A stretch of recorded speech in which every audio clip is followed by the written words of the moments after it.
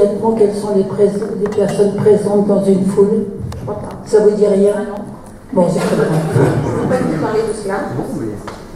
Il s'occupe de la sécurité, de la cybersécurité. Alors peut-être qu'il y a aussi ce volet-là. Tu peux peut-être en dire plus, Pascal? Voilà. Vous savez bien que dans le monde ouvert dans lequel on vit avec tous les réseaux et les canaux, le domaine de la sécurité est prégnant et il faut s'en occuper de plus en plus. Je ne vais pas vous citer le nom, mais on a envie de faire venir quelqu'un qui est le grand spécialiste de la cybersécurité aux États-Unis, mais ça, on vous donnera les informations plus tard. Aujourd'hui, la cybersécurité, c'est essentiel. Vous le voyez très bien avec l'RPGD que vous avez tous eu, ou en tout cas, si vous ouvrez votre smartphone, vous voyez surtout les applis, vous avez ça, c'est extrêmement important. On fait attention, et e-tracing est une petite entreprise, mais qui a une spécificité technique, alors je ne vais pas vous l'expliquer parce que ce serait trop long, mais une spécificité technique qui intéresse les Chinois, et en dehors des entreprises françaises et européennes, mais en tout cas qui intéresse les Chinois, parce que pour l'instant, ça n'existe pas. Donc il y a une sécurisation du traitement de l'information et du traitement des données. Très bien, merci. Nous passons à la question numéro 5. Monsieur Francky.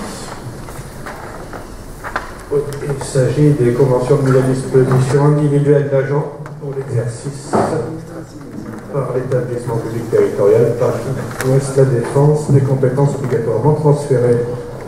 Dans le cadre des compétences transférées aux établissements publics territoriaux, la ville de Puteaux a mis des agents municipaux à disposition de POD par le biais de conventions de services. Ces conventions expirant le 1er juillet 2018, les agents municipaux concernés doivent être transférés, soit mis à disposition individuellement auprès du territoire, compte tenu des incertitudes institutionnelles pesant encore sur l'organisation territoriale et afin d'assurer une sécurité juridique quant à la situation des agents. Le choix a été fait unanimement par les 11 communes membres de POLD de privilégier les mises à disposition individuelles. Voilà, il s'agit du personnel s'occupant de l'assainissement, des déchets, du plan climat-énergie et également du plan local d'urbanisme. Y a-t-il des questions, remarques? Donc je mets au voix. Qui est contre? Qui s'abstient? Unanimité. Question numéro 6, il s'agit de l'autorisation de signer un contrat avec l'État portant sur la maîtrise des dépenses publiques. Puteaux est éligible au niveau du dispositif de décontractualisation avec l'État, conclu pour une durée de 3 ans, 2018-2020. Ce contrat a pour objectif l'évolution maîtriser les dépenses de fonctionnement à 1,2% en ce qui nous concerne par an et la réduction également des besoins de financement. Donc j'ai été reçu par monsieur le préfet. Je regrette d'ailleurs que le préfet n'ait pas tenu compte de l'ensemble de nos échanges en décidant d'un taux de maîtrise, donc de nos dépenses réelles de fonctionnement uniquement à 1,2%, en sachant que nous allons avoir tout sauté au quartier, le quartier des Arts qui va voir le jour, par conséquent bien des besoins nouveaux, notamment en ce qui concerne nos écoles, et donc des financements nouveaux d'importance. Une telle application mécanique des critères qui sont élaborés par le département, c'est-à-dire qu'on juge sur les années antérieures, mais pas sur les années à venir, risque d'être pernicieuse pour l'avenir et contre-productive à l'égard des maires bâtisseurs qui ne peuvent que considérer leur choix d'investissement. Il faut reconsidérer. La ville de Puteaux ne signera ce dispositif que pour limiter l'impact des éventuelles pénalités. Je désapprouve totalement ce pseudo-contrat marqué par son caractère déséquilibré et trompeur. Mais pour moi, il est clair que ce contrat ne peut servir qu'à restreindre la capacité d'intervention des collectivités et également fournir à l'État de nouvelles recettes. En plus, tous les actes des prélèvements que nous devons subir, nous entrons dans l'ère de la tutelle financière. Après s'être tant déchargé sur les communes, l'État les soumet maintenant à une cure d'austérité, mais avec des sanctions pécuniaires. De nombreuses associations religieuses sont fort justement élevées contre ce dispositif. Alors moi, je vous propose de signer ce contrat, mais signer ce contrat sous la contrainte.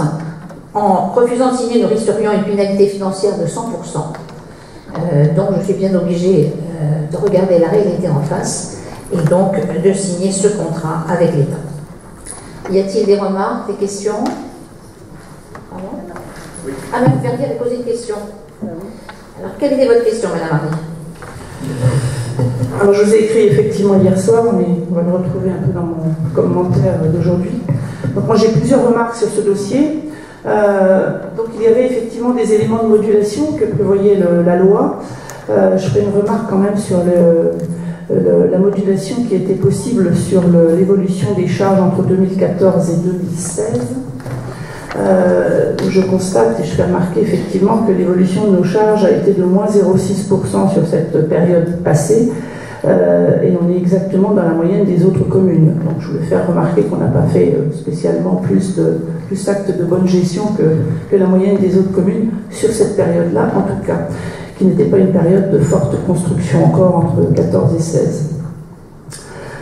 Deuxièmement, la modulation sur l'évolution des dépenses réelles, elle est basée sur, je suppose, les comptes administratifs 2017, puisqu'on trouve le montant dans ce dossier, qui est de 166 589 000.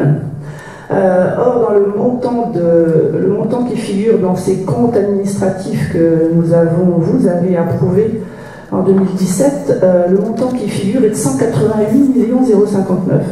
Donc il y a 22 millions en plus dans ces comptes administratifs. Donc on aurait aimé quand même, à minima, avoir un peu d'explication sur ce changement de base. Il y a manifestement eu des retraitements qui ont été opérés par les services de l'État, entre vos services et ceux de l'État.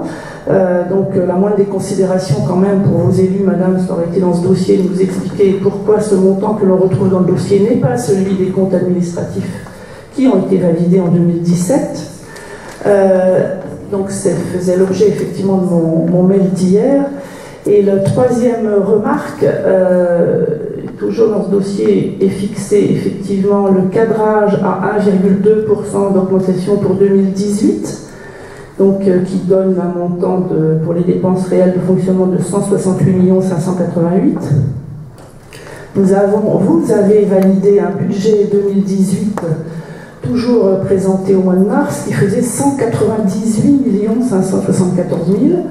Donc je suppose là aussi qu'il y a des retraitements opérés sur ce budget, puisque ce ne sont pas les montants que nous avons validés, bien que vous ayez fait remarquer au moment de ce budget, et en voyant qu'il augmentait par rapport à 2017, vous m'aviez répondu que c'était effectivement un petit peu délibéré pour effectivement monter la base de référence sur l'augmentation. Or, je constate que le contrat, il n'est pas basé sur un budget, ce qui m'aurait aussi étonné, mais il est basé sur le point de référence sur le réalisé et les comptes administratifs de 2017. Donc, pour résumer, effectivement, moi je voudrais effectivement les explications pourquoi les bases de référence ne sont pas celles qui sont dans les comptes administratifs. J'aurais aimé quand même qu'on ait une petite annexe technique qui explique ce retraitement. Et qui change la base. Et puis sur le budget, eh bien, je vais finir par dire encore la même chose, c'est-à-dire que le budget qui nous a été présenté n'était absolument pas sincère ni réaliste, et on va effectivement avoir des écarts absolument astronomiques par rapport à ce qui a été validé par votre conseil. En ce qui concerne la première remarque concernant le taux de 1,2%, par rapport aux communes du département, nous avons obtenu le maximum du taux. Certains ont obtenu 0,9, certains 1,05, etc. Donc tout va bien, en tout cas pour nous. Même si je ne suis pas d'accord, parce qu'on n'étudie pas, si vous voulez, les dispositions à venir, et notamment, comme je l'ai dit tout à l'heure, les écoles que je vais devoir construire du fait d'une population qui va s'accroître. Néanmoins, nous sommes les mieux lotis. Voilà. En ce qui concerne donc exposé sur le contrat sur l'État, avec l'État sur la maîtrise des dépenses publiques, il y a une circulaire du 16 mars 2018 qui est venue préciser donc le périmètre des dépenses soumises à la règle d'évolution des dépenses contractualisées. Donc je pensais surtout de votre part, vous êtes si pointu en la matière, que vous auriez eu vent de cette circulaire. Donc il est retiré de ces dépenses réelles de fonctionnement, donc des 188 59 079,71, les atténuations de produits, c'est-à-dire les reversements opérés au titre de la péréquation, ainsi que le reversement de fiscalité, soit la TOM, puisqu'on la verse désormais à POLD, une partie de la taxe de séjour du département, les atténuations de charges, c'est également le remboursement de certaines dépenses qui ont été avancées par la collectivité, notamment en matière de charges sociales. Ces atténuations, elles apparaissent au chapitre 013 en recettes de fonctionnement. Et également les provisions passé pour risques et charges qui figure au chapitre 68 en dépenses de fonctionnement. Mais tout cela, si vous le souhaitez, madame, je vous donnerai le petit...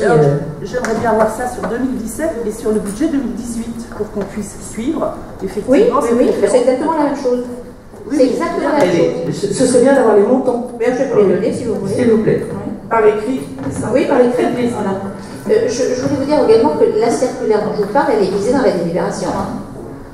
Dans la délibération. Oui, mais la circulaire ne va pas me donner les montants, madame. Oui, d'accord. Oui. Non, mais elle va vous dire, parce que vous étonnez qu'on soit passé de 188 millions à 166 millions.